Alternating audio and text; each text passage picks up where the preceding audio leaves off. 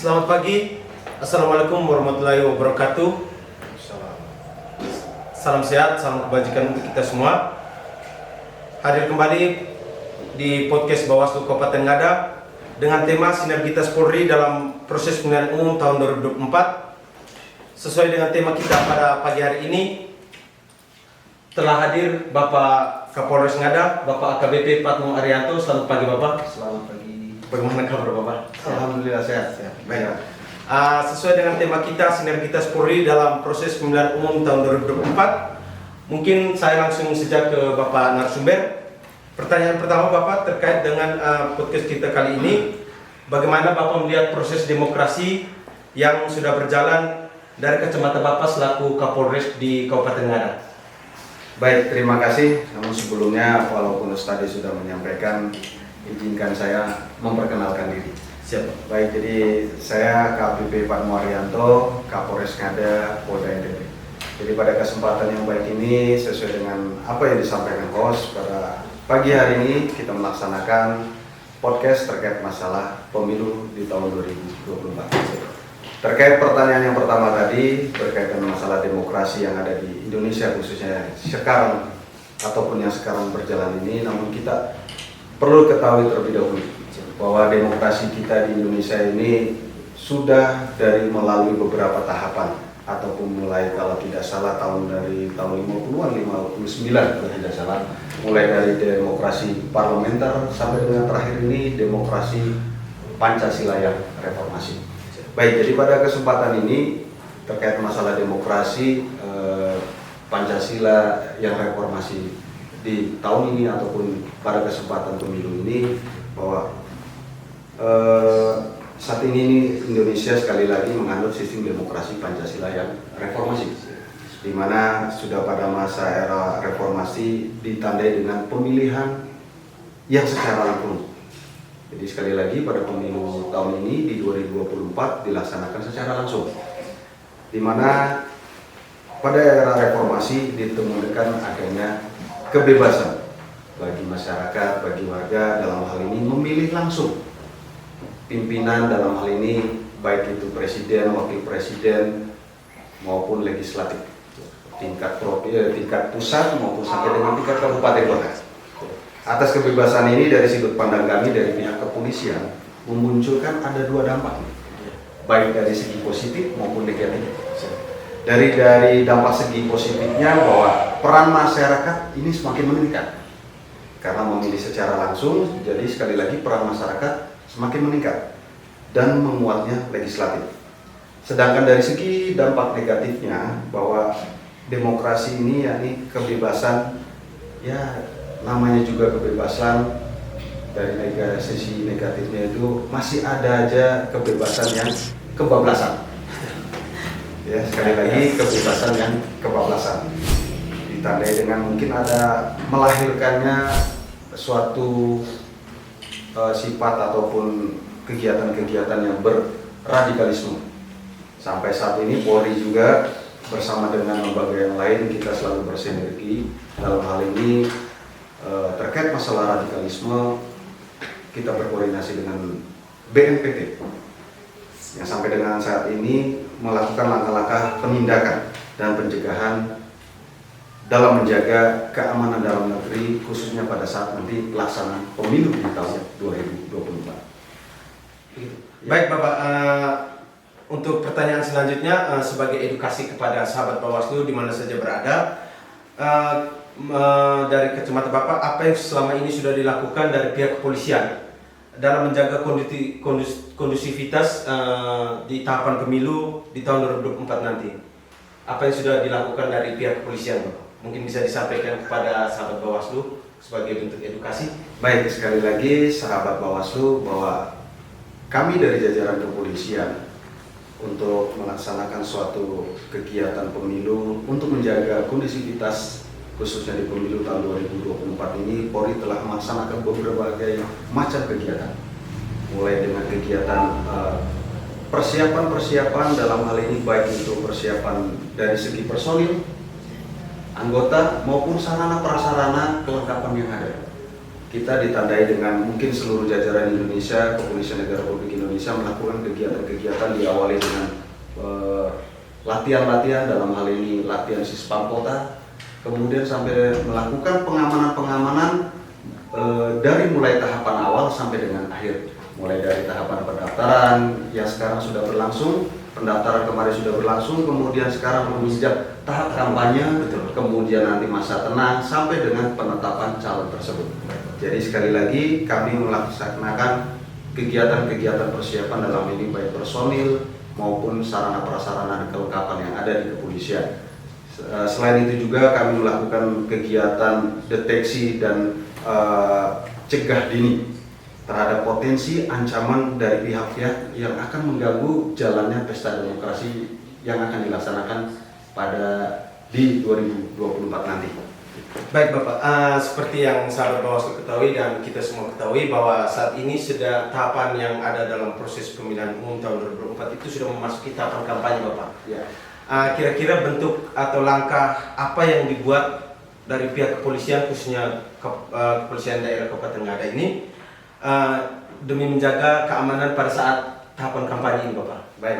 Jadi sekali lagi kami dari kepolisian, khususnya kami dari Polres Ngada, melakukan beberapa langkah-langkah ataupun melakukan kegiatan-kegiatan.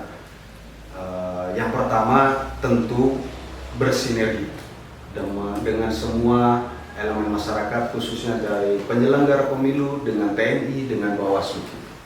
Kami bersinergi untuk melakukan kegiatan-kegiatan khususnya di kampanye saat ini. Kemudian kami juga melakukan kegiatan-kegiatan pengamanan. Melakukan kegiatan pengamanan pada kegiatan kampanye di semua titik, di wilayah Kabupaten Ngada ini. Kami melakukan pengamanan, pendampingan dengan bersinergi sekali lagi dengan TNI, dengan Bawaslu, ataupun nanti di tingkat kecamatan itu ada Panwaslu. Kita melakukan pengamanan untuk mencegah hal-hal yang tidak kita inginkan pada saat kegiatan kampanye.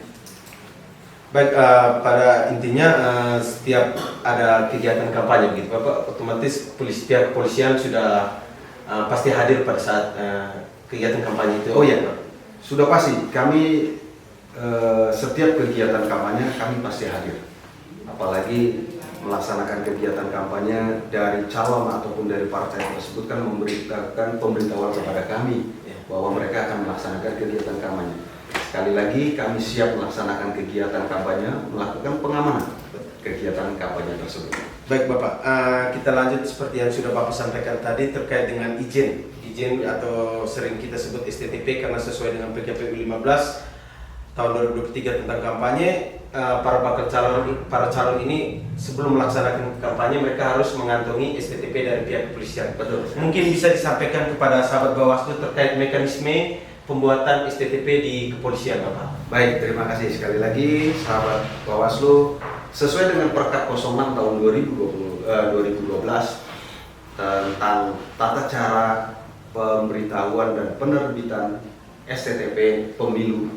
Jadi kami sampaikan bahwa kepada seluruh calon legislatif apabila akan melaksanakan kegiatan kampanye memberitahukan kepada kami sehingga kami bisa mengeluarkan STTP tersebut untuk pelaksanaan kegiatan kampanye. Mekanismenya ataupun langkah-langkahnya yaitu yang pertama, surat pemberitahuan itu harus dilayangkan 7 hari sebelum pelaksanaan kegiatan kampanye. 7 hari, ya sekali lagi. 7 hari sebelum kegiatan kampanye calon legislatif ataupun dari partai tersebut memberitahukan kepada kami. Kemudian setelah melaksanakan ataupun melakukan pemberitahuan kepada kami di jajaran kepolisian, pemohon izin yang dialamatkan kepada kesatuan kami dapat juga memberitahukan ini untuk tingkat kabupaten kota itu ada di Polres. Untuk di tingkat provinsi nanti melaksanakan pemberitahuannya kepada Polda. Tingkat Mabes ataupun tingkat pusat bisa dilanjutkan di tingkat Mabes Polri. Kemudian yang berikutnya, setelah kita menerima pemberitahuan itu, kita melakukan penelitian terhadap pemberitahuan tersebut. Melakukan penelitian, apabila surat pemberitahuan itu belum memenuhi syarat, maka kami dilanjutkan melakukan pencatatan pada register. Jika belum memenuhi syarat, maka kepada pemohon diberikan penjelasan. Sekali lagi, pemberitahuan tersebut masuk, kami melakukan penelitian, kemudian kami melakukan penelitian. Apabila belum memenuhi syarat, kami berkoordinasi dengan pemohon tersebut ataupun dari partai tersebut untuk melengkapi persyaratan dan berkas permohonan kepada pemohon. Nah, kemudian setelah semua diteliti dan sebagainya memenuhi syarat, maka kami melakukan ataupun menerbitkan STTP. Itu mekanisme. Baik Bapak, terkait dengan STTP ini kan kita tahu bahwa ini merupakan surat izin yang resmi yang dikeluarkan oleh kepolisian. Baik. Terkadang pada satu contoh kasus ketika para calon ini melakukan kampanye tidak mengantongi STTP, Bapak. Kira-kira dari pihak kepolisian itu apa yang bisa dilakukan? Baik, jadi terkait pada saat kegiatan kampanye calon legislatif atau calon dari partai politik tersebut belum mengantongi STTP, seyogianya harus mengurus STTP tersebut. Namun apabila ditemukan sekali lagi dari pihak kepolisian tidak berhak melakukan suatu kegiatan ataupun penindakan yang lain, kami melakukan komunikasi dan koordinasi dengan Bawaslu. Sekali lagi kami melakukan komunikasi dan berkoordinasi dengan Bawaslu terkait adanya calon legislatif atau parpol yang belum mengantongi STTP tersebut. Namun dalam kegiatan kampanye, apabila terjadi hal-hal yang tidak diinginkan, misalkan terjadi keributan, dan di situ calon belum mengantongi STTP, kami hanya sebatas melakukan pendampingan ataupun mengamankan situasi kantitas di kegiatan tersebut pada saat kegiatan kampanye. Apabila kegiatan kampanye ada suatu terjadi keributan, kami hanya melakukan penindakan suatu tindak pidana saja. Untuk masalah kegiatan ataupun para calon itu belum mengantongi STTP, sekali lagi kami mengkomunikasikan berkoordinasi dengan Bawaslu. Baik Bapak, kita masuk ke kita tahu pada hari H untuk pemungutan itu di tanggal 14 Februari ya Bapak. Betul. 14 Februari 2024. Mungkin bisa disampaikan kepada sahabat Bawaslu, mungkin ada sudah ditemukan mekanisme yang dibuat oleh kepolisian dalam mengamankan tanggal 14 Februari nanti Bapak di tahun 2024. Baik. Jadi hari hanya nanti pada tanggal 14 Februari 2024 di mana seluruh masyarakat di Indonesia melakukan ataupun melaksanakan suatu pesta demokrasi, dalam hal ini pemungutan suara. Jadi kami dari pihak kepolisian khususnya Polres Ngada melakukan beberapa langkah-langkah ataupun tahapan-tahapan kegiatan-kegiatan yang sebetulnya kegiatan tersebut sudah kami laksanakan sebelum kegiatan hari H. Jadi sekali lagi mulai dari tahap pendaftaran, kemudian kampanye sampai dengan hari hanya nanti, yang jelas kami mengamankan kegiatan tersebut dengan menempatkan personil-personil di TPS-TPS yang sudah ditentukan dari KPU. Sekali lagi kami mengamankan jalannya pesta demokrasi itu dengan menempatkan personil di TPS-TPS. Dengan terlebih dahulu kami juga bersinergi, berkoordinasi dengan dari TNI, dari Bawaslu juga mungkin nanti pada saat pelaksanaan kegiatan hari H pemungutan suara.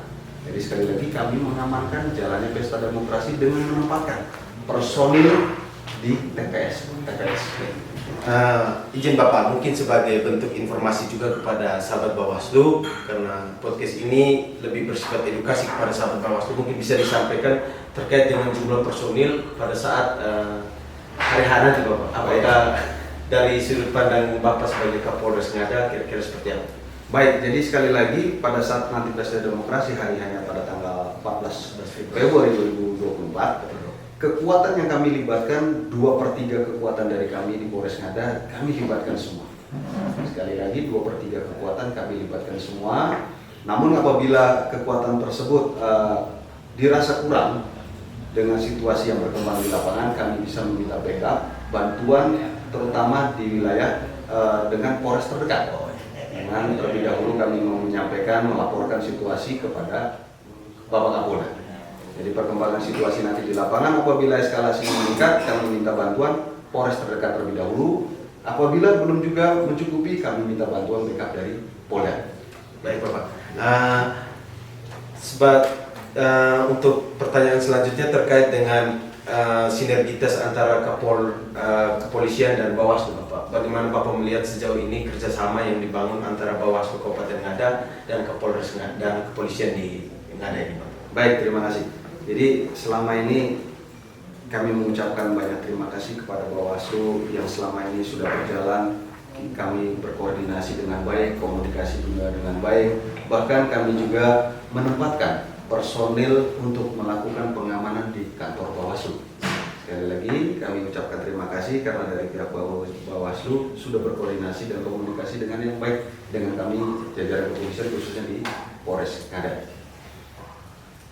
Baik Bapak, untuk pertanyaan terakhir ini mungkin lebih kepada harapan Bapak untuk pesta demokrasi yang akan dilaksanakan pada 14 Februari di tahun 2024. Harapan Bapak sebagai Kapolres Ngada untuk dalam rangka pesta demokrasi di tahun 2024 nanti untuk di wilayah Kabupaten Ngada harapannya seperti apa, Pak? Baik, jadi kami dari jajaran kepolisian khususnya Polres Ngada dalam rangka pesta demokrasi ini kami menghimbau kepada seluruh warga yang ada di Kabupaten Ngada, suarakan hak pilih.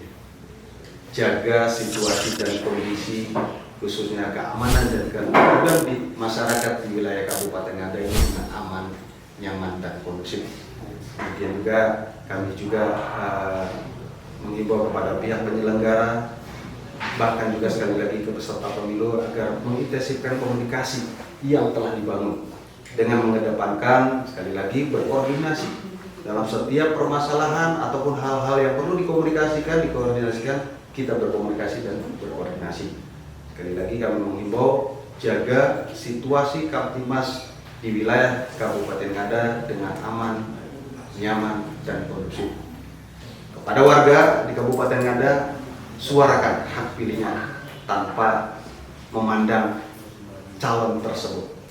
Karena ini merupakan hak dari setiap warga Indonesia khususnya di Kabupaten Ngada dalam pesta demokrasi ini menyalurkan haknya untuk melaksanakan kegiatan pesta demokrasi tersebut. Baik Bapak, terima kasih banyak Bapak. Tidak terasa kita sudah di penghujung podcast terkait sinergitas Polri dalam pemilihan umum tahun 2024. Akhir kata saya Mario Mayul Supe selaku host pada podcast Bawaslu Kabupaten Ngada ini mengucapkan terima kasih. Bersama rakyat awasi pemilu, bersama Bawaslu tegakkan keadilan pemilu. Terima kasih. Terima kasih.